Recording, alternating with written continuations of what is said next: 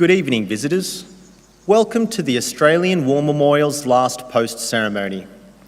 My name is Robert Allen, and joining us today from the Royal Australian Air Force is Flying Officer Gregory Young. Today we commemorate the 80th anniversary of the Second Battle of El Alamein.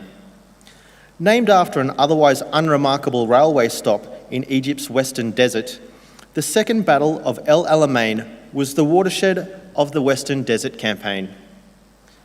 By early July 1942, Field Marshal Erwin Rommel's Panzer Army Africa had advanced to within 100 kilometres of Alexandria, dangerously close to the ports and cities of Egypt, the base facilities of the Commonwealth forces, the Suez Canal, and routes to the Middle Eastern and Persian oil fields.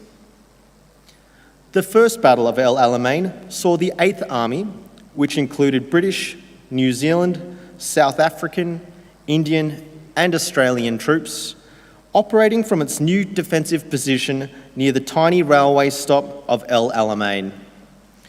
When the fighting died down at the end of the month, the 8th Army had suffered severe losses but had stopped Rommel's drive into Egypt. It also now held the important high ground near the coast, an excellent position from which to launch further offensives. The 8th Army grew in strength with the arrival of more troops and equipment strangling Axis supply lines. On the night of the 23rd of October 1942, a massive artillery barrage heralded the Allied offensive. The infantry successfully captured most of their objectives, but General Montgomery worried that his offensive was becoming bogged down and ordered the Australians of the 9th Division to switch their attack northward. A week of extremely fierce fighting followed, with Australian troops grinding forward over well-defended enemy positions. As happened in the First Battle of El Alamein, their gains so worried Rommel that he diverted his strongest units to stop them. With Rommel's attention firmly on the Australians in the north, his line weakened further south, and on the 2nd of November, British tanks struck a decisive blow. Rommel was forced to withdraw and his army began a headlong retreat, eventually being ejected from Africa altogether. Between July and November 1942, the Australian 9th Division suffered almost 6,000 casualties. Although the price was fearfully high, they played a crucial role in ensuring an Allied victory in North Africa. Almost as importantly, victory in North Africa revived Allied morale. After defeat in France, the invasion of Greece and Yugoslavia, the collapse of the Far East, and the fall of Tobruk, victory at El Alamein was for many the moment when they believed the war need not be lost. While the Second Battle of El Alamein was a turning point for the Allied fortunes, there was still a long war to be fought to defeat Nazism and fascism in Europe. Today, we remember El Alamein. We pay our respects to the men and women commemorated here on the Roll of Honour and to the survivors who returned home. This evening, we warmly welcome Mr. John King, President of the Returned and Services League of Australia, ACT branch. We welcome the veterans who have served, those that are still serving, and the families that love and support them. The live stream of this ceremony is made possible by the Returned and Services League of Australia and the RSL and Services Clubs Association. We welcome members who are watching the broadcast of this ceremony across Australia. During this evening's ceremony, wreaths will be laid at the base of the Pool of Reflection by visitors to the memorial. If you are able, please stand and join in singing the National Anthem.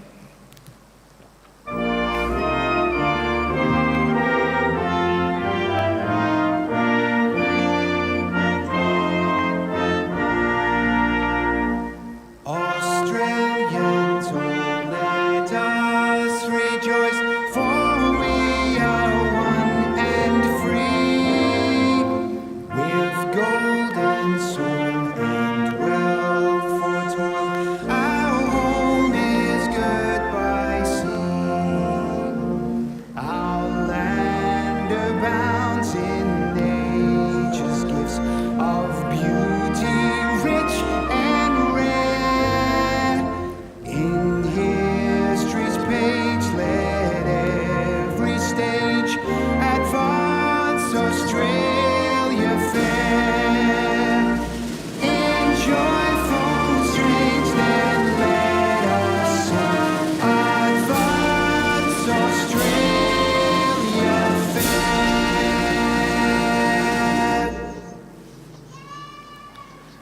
Those requiring a seat, please do so. The Australian War Memorial was the vision of Charles Bean, Australia's First World War official historian. Bean landed with the Australian troops on Gallipoli and stayed with them at the front through to the end of the war. The idea of this national memorial and museum came to him at Pozières, France, in the depths of the bloody fighting of 1916. Bean's idea was that this would be a place where families and friends could mourn loved ones buried in faraway places. It would also be a place that could help all Australians understand what these men and women had endured and what they had done for us. Bean's vision, to which we remain true, is best expressed as inscribed in the entrance to the memorial's galleries. Here is their spirit, in the heart of the land they loved, and here we guard the record which they themselves made. Tonight, we will read the story behind just one of those on the Roll of Honour, which lists the names of more than 103,000 men and women who have given their lives for us in war and on operations for more than a century. But first, we present a lament, Flowers of the Forest. Wreaths or floral tributes will now be laid at the base of the pool of reflection.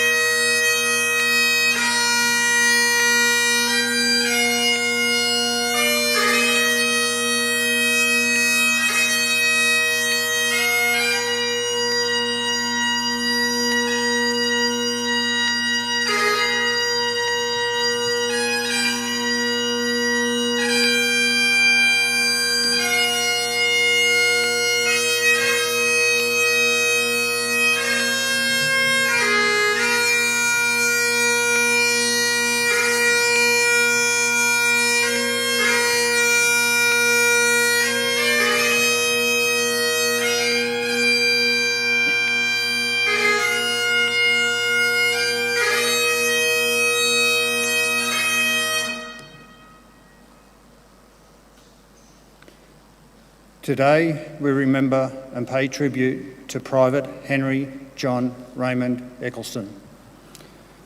Henry Eccleston was born on the 30th of September 1917 in Adda New South Wales, the son of Arthur and Amelia Eccleston. He attended school in the district and later worked as a shop assistant.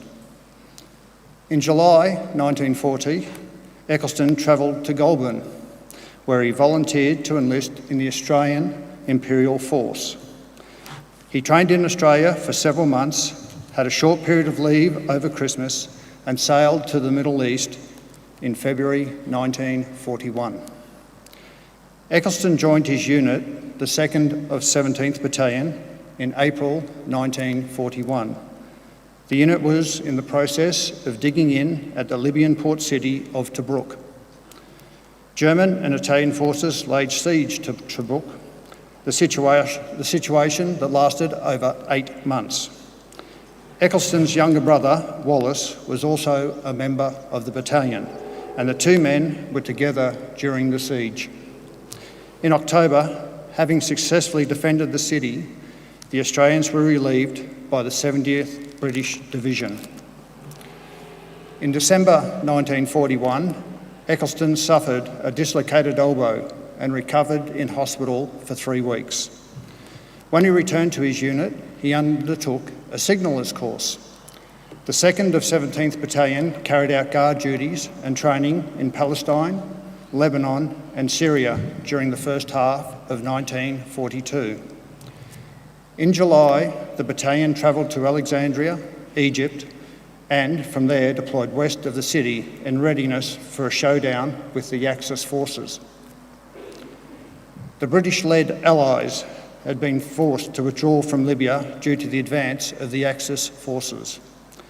From the middle of 1942, they defended a line between the Mediterranean Sea in the north and the impassable Quatra Depression in the desert to the south. Allied units took up positions around the tiny desert locality of El Alamein. The 9th Australian Division, of which the 2nd of 17th Battalion was a part, was on the right flank of the Allied position on the coast. In October 1942, preparation began in earnest for an Allied attack. The men of the 2nd of 17th Battalion trained alongside tanks and anti-tank guns, so they knew how to work together on the battlefield. There was still time for recreation, however, and the battalion diary notes that the men played cricket and held a surfing carnival. In late October 1942, the Allies launched what became known as the Second Battle of El Alamein. After a supporting artillery barrage, the men of the 2nd of 17th Battalion crossed a minefield strung with barbed wire to engage the German positions. In the days following, the Axis forces launched a counter-attack in the battalion sector. On the 25th of October, the unit came under heavy artillery and machine gun fire and suffered such a high number of casualties that the men labelled the day Bloody Sunday. Eccleston was one of the casualties, struck in the head and neck by enemy gunfire and badly wounded. He was taken to a nearby British hospital but died of his wounds on the 27th of October 1942. He was 25 years old. Henry Eccleston is buried in Alexandria Hadra War Memorial Cemetery in Egypt, alongside more than 1,300 burials of the Second World War. His gravestone reads, bravely he did his duty. Henry's younger brother Wallace was also wounded in the Battle of El Alamein. He died of his wounds 3 days after Henry had died and is buried in the same cemetery as his brother. Henry John Raymond Eccleston's name is listed on the Roll of Honour on my left among almost 40,000 Australians who died while serving in the Second World War. His photograph is displayed today alongside the Pool of Reflection. This is but one of the many stories of service and sacrifice told here at the Australian War Memorial.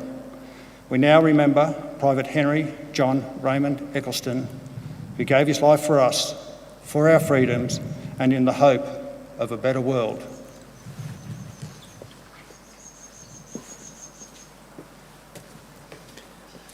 Please stand for the reading of the Ode and the sounding of the last post.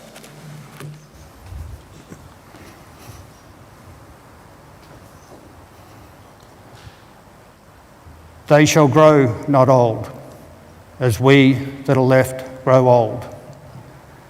Age shall not weary them, nor the years condemn.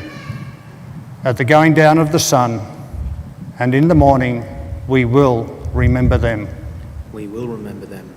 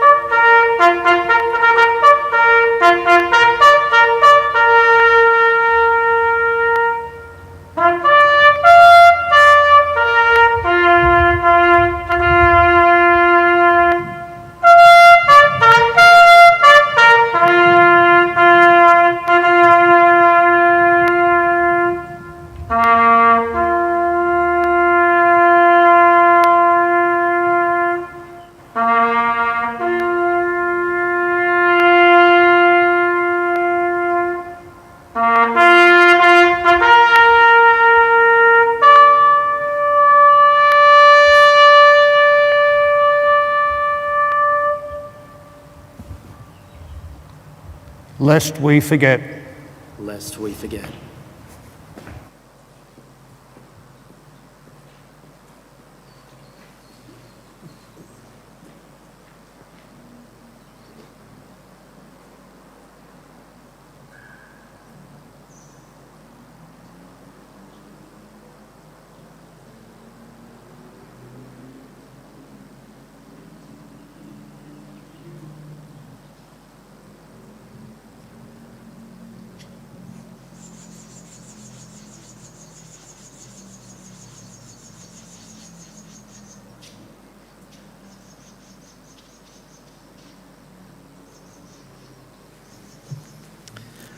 We leave you this evening with the words of the memorial's founder, Charles Bean. Many a man lying out there at Pozières or in the low scrub at Gallipoli, with his poor, tired senses barely working through the fever of his brain, has had thought in his last moments, well, it's over. But in Australia, they will be proud of this. Ladies and gentlemen, girls and boys, that concludes the last post ceremony. On behalf of the Director and staff, thank you for visiting the Australian War Memorial today and for your continued support of the Memorial's development project. We wish you all a very pleasant evening. Thank you.